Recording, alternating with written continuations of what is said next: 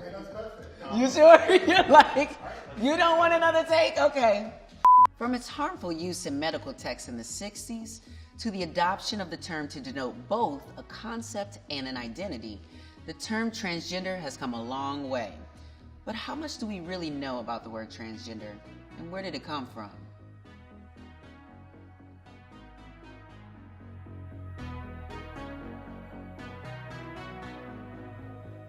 There are two major origin points of the etymology of transgender.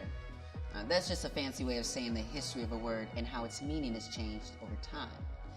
In 1965, Dr. John F. Olivan published a medical text that included one of the first known uses of the word transgender.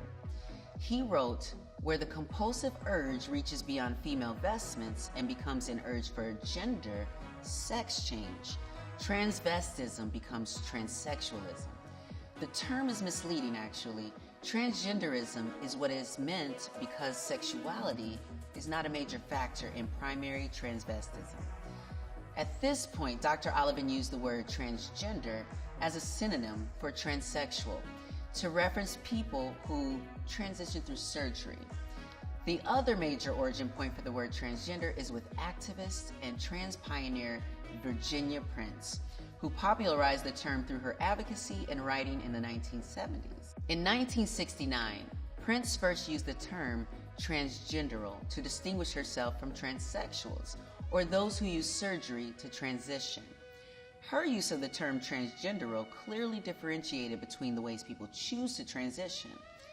"I, at least, know the difference between sex and gender," she wrote, "and have simply elected to change the latter and not the former.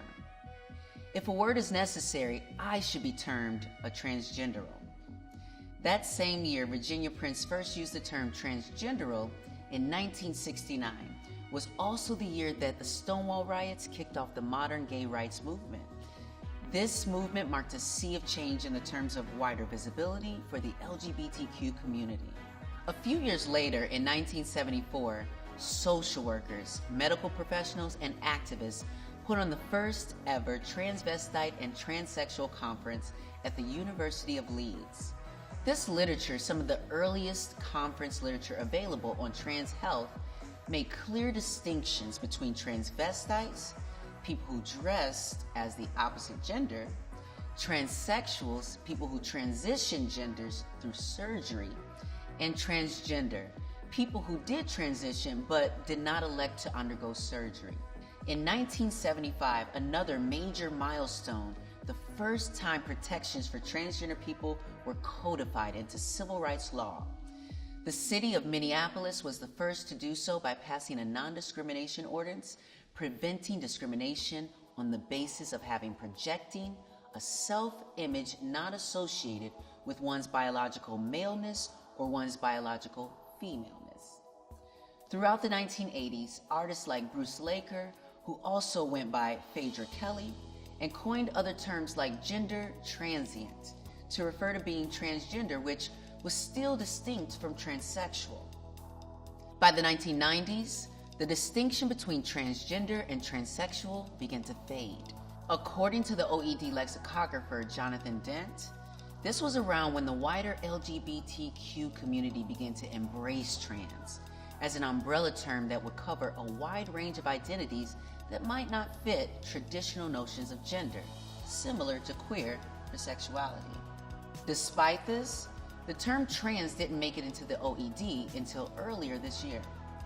Now seems like a great time to explain that trans is simply a prefix from the Latin for across, as opposed to cis, which means on the same side. For example, the word transparent comes from the Latin parere, for to appear, which altogether translates to appear from the other side, aka transparent.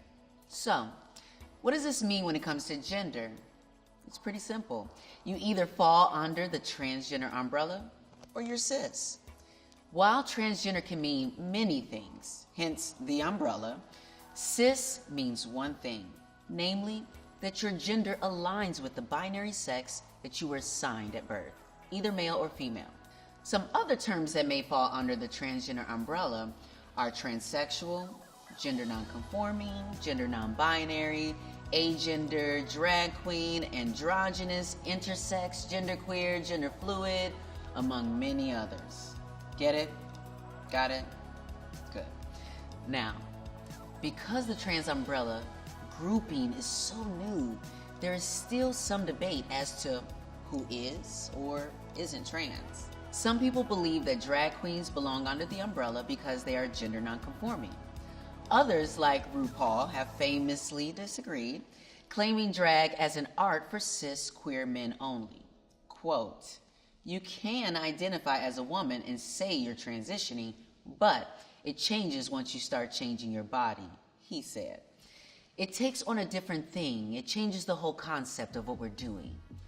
Ru rightfully came under fire for that comment, which many saw as transphobic. Non-binary people, too, may or may not identify as trans. A trans non-binary person is typically someone who doesn't identify with the sex that was assigned to them at birth, trans, and also has a gender identity that can't be categorized as exclusively male or female, non-binary. Some non-binary folks who are not trans identify partially with their assigned sex at birth, even while not identifying as strictly male or female. It seems confusing, but it's actually pretty straightforward. Ultimately, transgender is a word that denotes both a concept and a series of specific identities. In its most broad usage today, transgender means to cross the boundary of your original or assigned gender. But not all people who may transgress this boundary identify as transgender. Regardless, trans and non-binary people of all identities are powerful and beautiful.